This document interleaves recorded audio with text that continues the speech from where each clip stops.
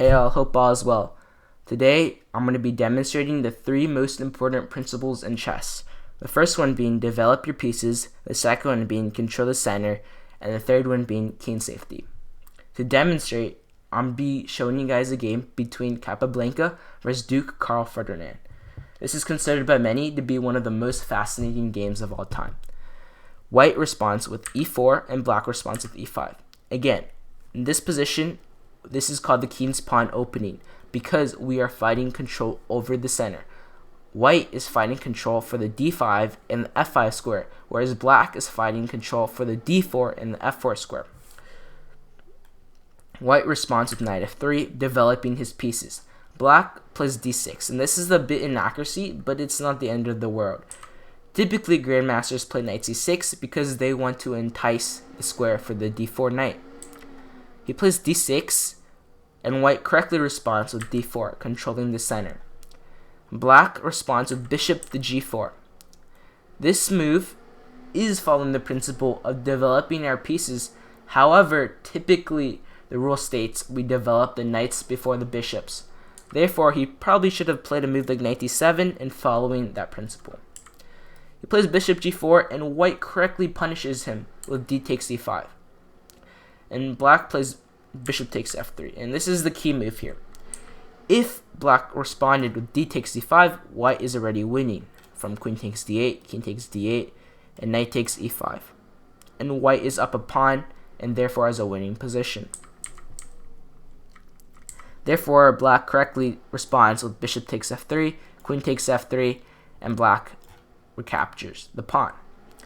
Here, white responds with bishop c4, a very strong move. Again, we're following that principle of developing our pieces. And in this case, we're developing our pieces to create a checkmate threat. Let's just say black plays a move like knight c6, and then he can say bye-bye to his king.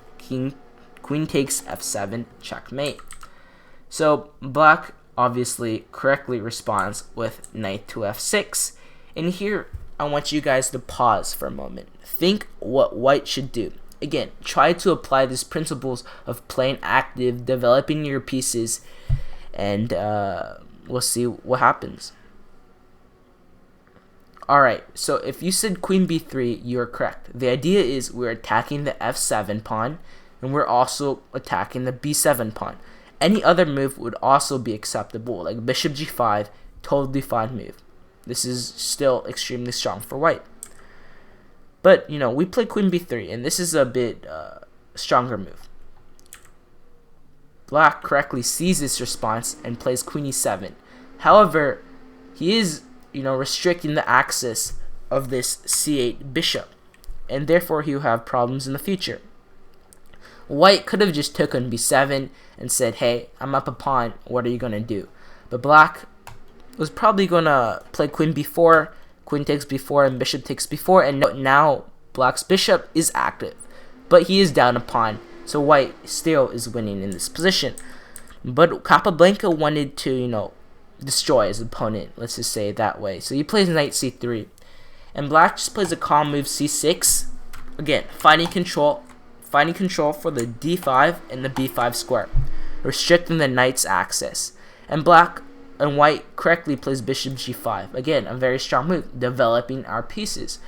And here, black realized he was in some big trouble. He can't play a move like knight d7 because the pawn is hanging, and he's going to have some problems with this bishop and this rook. So he kind of went to a desperate mode. He should have played a move like knight a6, controlling, try to maybe swing one day his knight to c5. Sorry.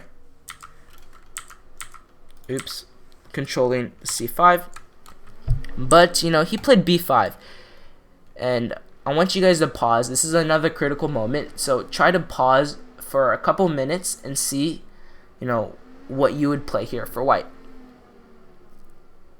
Alright, if you said knight takes b5, you're correct, because black has to recapture obviously, and white recaptures with the bishop. And black plays knight b d7. And note how these are all forcing moves.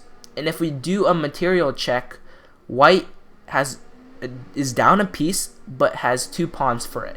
But also, he has, black's king is very, very weak. It cannot, really castle. And black's bishop and rook is disgusting. So after knight d7, white plays castles long. And, again, he's trying to exploit, all his piece activity. Rook d8. And, white is already completely winning here. But, again, pause the video and see what white should do. He plays rook takes d7, rook takes d7, and rook d1 here. And this is really fascinating because, again, black technically didn't break too much, principles. He didn't really do anything wrong. All he did was, play a passive move and really just, made one inaccuracy. And note how white just suddenly got a completely winning position because he was following those principles. Queen e6, a bit desperate. Anything else like h6 would result in rook takes d7 and therefore winning the queen. From knight takes d7, bishop takes e7, bishop takes e7, and queen d5. This is completely winning for white. So he plays queen e6 and he knows he's lost. White plays bishop takes d7, knight takes d7, and the finishing touch here is queen to b8. Knight takes b8 and rook takes d8. Rook to d8, sorry, and checkmate. So what we learned from this game is the three principles. White developed his pieces rapidly. He controlled the center, he tried to fight for the center, and whereas black failed to do so, and therefore he lost the game. So I hope you guys enjoyed this video and hopefully you learned something, and stay tuned for the next episode.